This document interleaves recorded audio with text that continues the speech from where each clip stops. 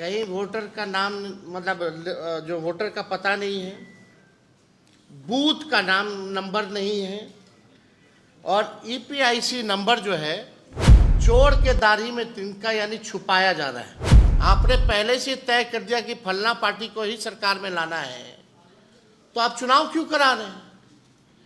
आप एक्सटेंशन दे दीजिए सरकार को। नमस्कार, मैं शिव और आप देख रहे हैं आर्यन खबर। देखिए, एसआईआर का मुद्दा अभी भी बिहार में विपक्ष ने ले रखा है। आपको बता दें कि विपक्ष के द्वारा एसआईआर के मुद्दे को लेकर फिर से एक बार बड़ा सवाल खड़े किए गए। आपको बता दें कि नेता प्रतिपक्ष तेजस्वी यादव ने चुनाव आयोग ने जो ड्राफ्ट सूची तैयार करके 1 अगस्त को जो जारी की है और वहीं पूरे बिहार के दलों को जो सूची तैयार करके दी है, उस सूची को लेकर सवाल खड़े कर दिए हैं। उन्होंने ट्रांसपेरेंसी और आधार की बात कही है। उन्होंने कहा है कि चुनाव आयोग ने किस आधार पे और ना ही चुनाव आयोग किसी ट्रांसपेरेंसी के तहत ये सूची तैयार करके दे रही है। पहले तेजस्वी प्रसाद यादव के बातों को सुनवाते हैं और उनके सवालों को सुनवाते हैं। या प्रेस नोट भेजता था या डे टू डे अपडेट देता था, तो उसमें बताया जाता था इतने शिफ्ट हो गए, इतने मरने वाले हैं, इतने की दोहरी वोटर लिस्ट में नाम है और एक जो है अनुपस्थित वाले, उनका कैटेगरी दिया जाता था। अब सवाल देखिए,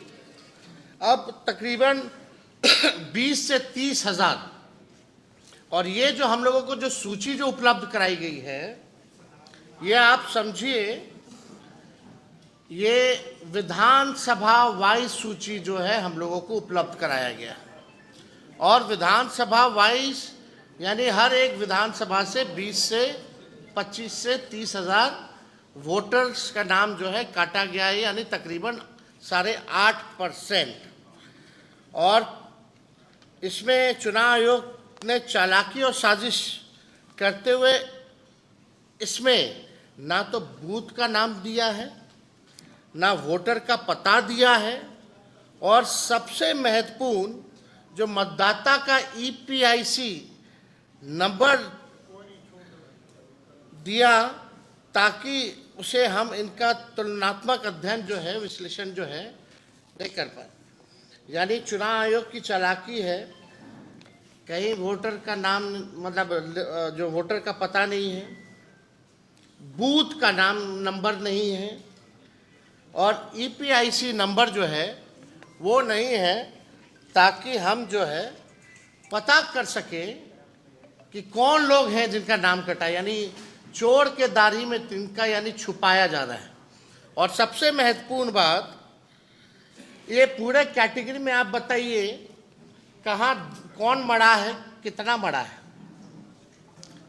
केवल नंबर बता दिया गया है। कौन से बूथ का आदमी जो है रिपीटेड है या शिफ्टेड है या डेथ हुआ है या उसका ईपीआईसी नंबर क्या है, ये इस लिस्ट से कैसे पता चलेगा? ये चुनाव आयोग तो पूरी तरीके से गोदी आयोग हो गया है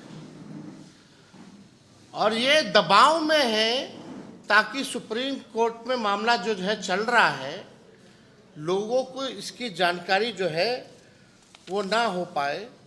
अब इससे तो संदेह और गहराता जा रहा है हम लोगों को कि आखिर आपने ईपीआईसी नंबर अब बूथ वाइज क्यों नहीं किया, आप विधानसभा वाइज क्यों दे रहे?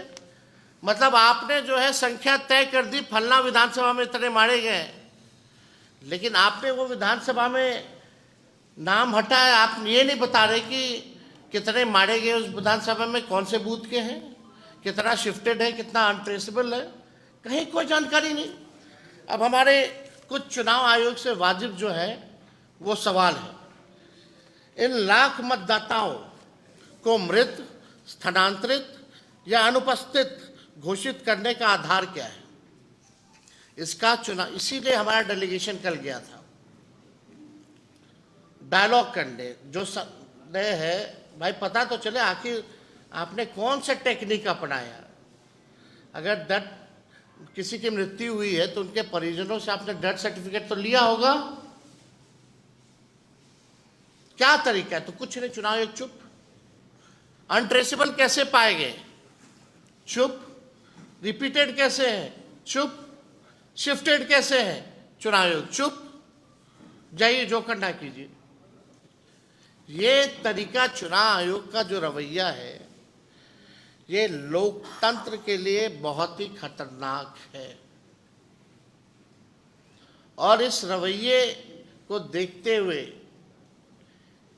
हम सब लोगों को चिंता करने की आवश्यकता है कि इस व्यवस्था में ये चुनाव कैसे कराएंगे, जहां वोटर वोट ना दे पाए।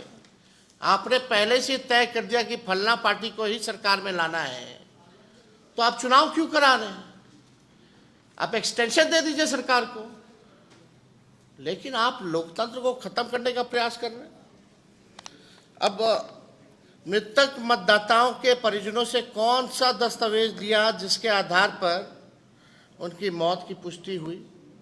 दूसरा सवाल, जिन 36 लाख मतदाताओं को चुनाव आयोग ने स्थानांतरित बता रहे हैं, अस्थायी रूप से पलायित बता रहे हैं, उसका क्या आधार है? इलेक्शन कमीशन को स्पष्ट जो है करना चाहिए। तो आपने साफ तरीके से नेता प्रतिपक्ष तेजस्वी यादव के सवालों को सुना। उन्होंने आधार की बात की, उन्होंने ट्रांसपेरेंसी की बात की, उन्होंने कई आरोप चुनाव आयोग को लगाए। उन्होंने कहा कि ये जो चतुराई के साथ जो डिटेल दी गई है, इसमें चुनाव आयोग की चतुराई दिखती है। और इसमें कहा जाता है, कहावत है कि चोर के दाढ़ी में तिनका, तो चुनाव आयोग की दाढ़ी में भी तिनका दिखता है। वहीं जो ट्रांसपेरेंसी की बात कही, उन्होंने कहा कि जो ट्रांसपेरेंसी होनी चाहिए SIR में, वो ट्रांसपेरेंसी नहीं देखी गई। जो 65 लाख मतदाताओं को मतदाता सूची से बाहर निकाला गया है, वो किस आधार पर निकाला गया है? उन्होंने कहा कि सरकार की मिलीभगत है, और जब ऐसा सरकार के साथ चुनाव आयोग मिल के कर रही है तो उन्हें चुनाव नहीं एक्सटेंशन दे देना चाहिए सरकार को। वहीं चुनाव आयुक्त को लेकर भी बड़े सवाल किए हैं। ज्ञानेश गुप्ता से भी उन्होंने सवाल पूछ लिए हैं। और वहीं सुप्रीम कोर्ट को संज्ञान लेने की बात कही है। उन्होंने कहा है कि सुप्रीम कोर्ट को भी ऐसे SIR के मुद्दे को लेकर सुप्रीम कोर्ट को स्वतः संज्ञान लेना चाहिए। अब देखना होगा कि सुप्रीम कोर्ट आने वाले दिनों में स्वतः संज्ञान लेती है या नहीं, या फिर विपक्ष किस तरीके से SIR के मुद्दे को लेकर जिस प्रकार से आने वाले दिनों में जनता तक पहुंचने वाली है, जनता किस तरीके से लेती है। बने रहिएगा आर्यन खबर के साथ। अभी के लिए बहुत बहुत शुक्रिया।